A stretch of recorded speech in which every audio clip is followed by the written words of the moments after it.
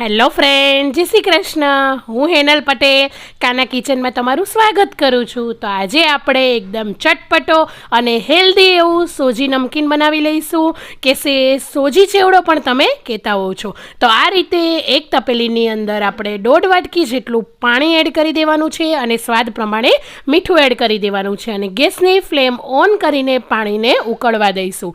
પાણી બરાબર આ રીતે ઉકળી જાય એટલે 1 વાટકી જેટલો સોજી એડ કરી દેવાનો છે. સોજી જે અહીંયા મોટો સોજી આવે છે દાણેદાર, એ જ યુઝ કરવાનો છે. તો આ રીતે સારી રીતે પાણી ઉકળી જાય, સોજી એડ કરીને વેલણની મદદથી આપણે મિક્સ કરી લેવાનું છે. અને પાણી જે છે એ થોડું થોડું બધું જ આ રીતે બળવા લાગે એ પછી જ આપણે સોજીને આ રીતે ફૂલી જાય પછી આપણે ગેસની ફ્લેમ બંધ કરી દઈશું.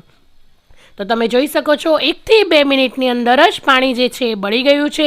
હવે આપણે આ રીતે સોજીને જે છે મિક્સ કરી લેવાનો છે અને મિક્સ કરીને એને ઢાંકીને 10 થી 15 મિનિટ સુધી આપણે રેસ્ટ આપીશું. કેમ કે સોજી જે છે એકદમ જે પાણી અંદર થોડું પણ છે એકદમ સરસ રીતે સોજી ફૂલી જશે અને એનું ટેક્સચર એકદમ સારું એવું થઈ જશે અને સ્મૂથ થઈ જશે. તો આ રીતે મિક્સ કર્યા પછી ઢાંકીને આપણે 10 થી 15 મિનિટ સુધી આપણે રેસ્ટ આપી દેવાનો છે. તો આ રીતે સોજીને 10 થી 15 મિનિટ થઈ ગઈ છે. તો એક વાસણની અંદર થોડું એવું તેલ એડ કરી દેવાનું છે અને જે સોજી હતો એ આપણે એડ કરી દેવાનો છે. તમે જોઈ શકો છો કે સોજીનો જે કલર છે એ પણ થોડો વ્હાઈટ થઈ ગયો છે અને ફૂલીને એકદમ એનો દાણો સરસ એવો થઈ ગયો છે. તો આ રીતે સોજીની આપણે સેવ બનાવીશું તો નમકીન જે છે એકદમ ક્રિસ્પી એવું બનશે અને સોજીના લોટમાંથી હેલ્ધી પણ રહેશે. અને મેં અહીંયા 1 મોટી ચમચી જેટલા બ્લેક પેપર યુઝ કર્યા છે, જે કાળા મરીનો પાવડર. જો તમને ના ભાવતો હોય તો સ્કીપ પણ કરી શકો છો, પણ કાળા મરીનો પાવડર એડ કરવાથી આ જે સેવ છે એનો ટેસ્ટ એકદમ ટેસ્ટમાં આલુ સેવ જેવી લાગશે અને ખાવાથી તો ખૂબ જ મજા આવશે. અને કાળા મરી છે એ પણ બ્લેક પેપર જે છે એ હેલ્થ માટે ખૂબ જ એવા ફાયદાકારક હોય છે. તો તમે પણ જરૂરથી એડ કરજો અને આ રીતે મિક્સ કરી લેવાનો છે. બરાબર લોટને મિક્સ કરતું રહેવાનું છે. લોટ જે છે થોડો ગરમ હોવો જોઈએ, એકદમ ઠંડુ મિશ્રણને નથી કરવાનું. બસ આપણે આ રીતે મિક્સ કરી શકીએ એટલો થોડો લોટ ગરમ હોવો જોઈએ. તો આ રીતે હાથ અને હથેળીની મદદથી આ રીતે એને પ્રેસ કરીને લોટને એકદમ સ્મૂથ કરી લેવાનો છે. તો હું તમને બતાવ્યું છું કે લોટ તમે જોઈ શકો છો કેટલો સ્મૂથ અને એકદમ સરસ એવો થઈ ગયો છે. આ રીતે રાઉન્ડ શેપમાં ગોળો વાળો અને ફાટે નહીં એવો આપણે લોટને કરી લેવાનો છે. તો લોટ આપણો તૈયાર છે. હવે આ રીતે ઘરમાં રહેલા સેવ પાડવાના કોઈ પણ સંચાને લઈ લેવાનો છે અને એમાં જે સેવ પાડવાની આ રીતની 4 જાળી હોય છે એમાં જે મીડિયમ સાઇઝની આવે છે, જે 2nd નંબરની, એને હું યુઝ કરવાની છું. તો આ રીતે મીડિયમ સાઇઝની સેવ તમે પાડશો તો નમકીન ખાવામાં ખૂબ જ સરસ રહેશે. હવે મેં અહીંયા મખાના લીધા છે. મેં અહીંયા ફ્લેવરવાળા મખાના લીધા છે. પેરી પેરી આવે છે એ તમે સિમ્પલ હોય તો સિમ્પલ પણ રોસ્ટ કરીને લઈ શકો છો. બદામ લીધી છે, દાળિયાની દાળ, શિંગદાણા અને મીઠા લીમડાના પાન લઈ લીધા છે. આની અંદર તમે જે સૂકા નારિયેળ આવે છે એના પીસીસ પણ એડ કરી શકો છો.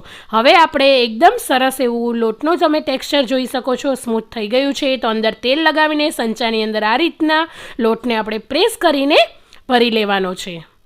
તો આ સેવ તમે આ રીતે પાડશો તો જરાય સેવ જે છે એ એકદમ ઢીલી નહીં થાય, ખૂબ જ એવી ક્રિસ્પી સેવ બનીને સોજીની આપણી તૈયાર થઈ જશે. અને સેવ બનાવશો પછી કોઈ નહીં કે આ સેવ જે છે એ સોજીમાંથી બનાવેલી છે. એકદમ સરસ એવી, અને બાળકો માટે તો સોજીમાંથી બનાવેલી વસ્તુ ખૂબ જ હેલ્ધી હોય છે. અને આ રીતે તમે પણ આની અંદર વધારે ઓછું ડ્રાયફ્રૂટ્સ એડ કરીને આ ચેવડાને બનાવી શકો છો.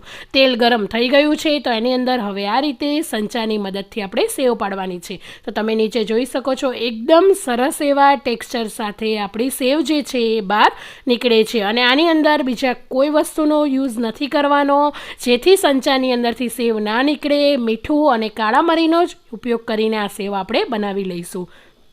તો જો આ રીતે નીચેનો ભાગ જે છે એ સરસ એવો ક્રિસ્પી થઈ ગયો છે. તો સેવને જારાની મદદથી આ રીતે હલાવીને પલટાવી લેવાની છે ને બંને સાઈડ થોડી થોડી ગોલ્ડન બ્રાઉન કલર થઈ જાય એટલે આપણે એને બહાર કાઢી લઈશું. અને આ સેવ જે છે એ ખાવામાં ખૂબ જ સરસ એવી ક્રિસ્પી થતી હોય છે અને ટેસ્ટી પણ બનીને તૈયાર થઈ જતી હોય છે. તો આ રીતે સેવ જે છે એને આ રીતે આગળ પાછળ કરીને આપણે ગોલ્ડન બ્રાઉન કલરની કરી લીધી છે. હવે જારાની મદદથી એને આ રીતે ઉપર નીચે કરીને એનો તેલનો ભાગ જે છે આપણે કાઢી લેવાનો છે. તો હવે આપણે જે ચેવડો બનાવવા માટે કે નમકીન બનાવવા માટે મેં અહીંયા મગફળીના દાણા, જે શીંગના દાણા આવે છે એ 1 વાટકી જેટલા લીધા છે. એને પણ આ રીતે મીડિયમ હાઈ ગેસની ફ્લેમ પર રાખીને ગોલ્ડન બ્રાઉન કલરના થાય એટલે આપણે શિંગદાણા પણ તળી લેવાના છે. તો આ રીતે શિંગદાણા પણ એડ કરવાથી ખૂબ જ સરસ એવું નમકીન બનીને તૈયાર થઈ જતું હોય છે. અને આ રીતે સેવની ઉપર બધી જ વસ્તુને આપણે એડ કરતા જઈશું. હવે મેં અહીંયા જે દાળિયાની દાળ લીધી છે એને પણ આ રીતે તેલની અંદર જ ફ્રાય કરી લેવાની છે, જેથી એનો કલર પણ થોડો ચેન્જ થઈ જાય અને ખાવામાં એકદમ ક્રિસ્પી એવી થઈ જાય. તો દાળ પણ આપણી તળાઈ ગઈ છે, તો દાળને પણ આ રીતે ઉપરથી એડ કરી દેવાની છે. અને ડ્રાયફ્રૂટ્સમાં મેં અહીંયા બદામ લીધી છે, તમે કાજુ પણ લઈ શકો છો. તો આ રીતે એને પણ જારામાં કે આ રીતે મોટી એવી ગળણીમાં રાખીને તળી લેવાના છે અને એકદમ ગોલ્ડન કલરના થાય એટલે આપણે એને કાઢી લેવાના છે, જેથી ડ્રાયફ્રૂટ્સનો ક્રન્ચી ટેસ્ટ આ ચેવડાની અંદર સારો લાગતો હોય છે. તો બધું જ આ રીતે મેં તળી લીધું છે. હવે લાસ્ટમાં મીઠા લીમડાના પાન પણ લીધેલા છે, તો આ રીતે 25 થી 30 મોટા મીઠા લીમડાના પાન પણ એડ કરી દેવાના છે. અને આ રીતે મીઠા લીમડાના પાન તળીને પણ એડ કરવાથી ખૂબ જ સરસ એવું નમકીન બનતું હોય છે અને ટેસ્ટ તો સરસ એવો આવતો હોય છે. અને પાન તો મીઠા લીમડાના જે છે એ ખૂબ જ એવા હેલ્ધી પણ હોતા હોય છે. તો આ રીતે મીઠા લીમડાના પાન પણ એડ કરી દીધા છે. હવે જે આપણે મખાના લીધેલા છે એ પણ એડ કરી દઈશું. હવે જે ચેવડાની અંદર કે નમકીનની અંદર મસાલો કરવા માટે મેં અહીંયા 1 ચમચી જેટલું તીખું લાલ મરચું લીધેલું છે. તો તમે જો બાળકો ખાવાના હોય તો કાશ્મીરી મરચું પણ ઉપયોગ કરી શકો છો. અડધી ચમચી જેટલો હળદર પાવડર એડ કરી દેવાનો છે. અને હળદર પાવડર જે છે મખાનામાં પણ થોડો રહેલો છે એટલે મેં થોડો ઓછો યુઝ કરેલો છે. અને અહીંયા 1 ચમચી જેટલી શુગર એટલે કે ખાંડ જે દળેલી હોય એ, અડધી ચમચી ચાટ મસાલો અને અડધી ચમચી જેટલો આમચૂર પાવડર, અને આ બધું જ એડ કરીને સારી રીતે મિક્સ કરી લેવાનું છે. મીઠું આપણે સેવમાં પણ એડ કરેલું છે, મખાનામાં પણ છે, એટલે જો તમારે ટેસ્ટ કરીને મીઠું જો તમને ઓછું લાગતું હોય તો મીઠું પાછળથી તમે એડ કરી શકો છો. હવે આ રીતે થોડું એવું ગરમ નમકીન હોય ત્યારે જ એને મિક્સ કરી લેવાનું છે. તો તમે જોઈ શકો છો કેટલું સરસ અને ટેસ્ટી એવું નમકીન આપણું તૈયાર થઈ ગયું છે. તો સર્વિંગ પ્લેટમાં સર્વ કરી લઈએ તો એકદમ ચટપટું અને ચા કે કોફી સાથે પણ ખાવાની મજા આવે અને બાળકોને પણ લંચમાં હેલ્ધી એવું આપણું સોજીનું નમકીન તૈયાર છે.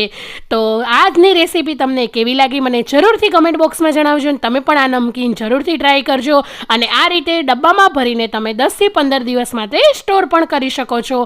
અને હાથમાં લઈને તમે જોઈ શકો કે ખૂબ જ સરસ એવું એકદમ ક્રન્ચી અને ક્રિસ્પી નમકીન આપણું તૈયાર છે. તો મારો વિડીયો ગમતા હોય અને મારી ચેનલને સબસ્ક્રાઈબ ના કરી હોય તો ચેનલને જલ્દીથી જઈને સબસ્ક્રાઈબ કરીને નીચે આપેલું બેલ આઇકન પર પ્રેસ કરજો, જેથી આવા અવનવા વિડીયો તમને જલ્દીથી મળતા રહે. Thank you for watching. મળીએ આપણે નવા વિડીયો સાથે.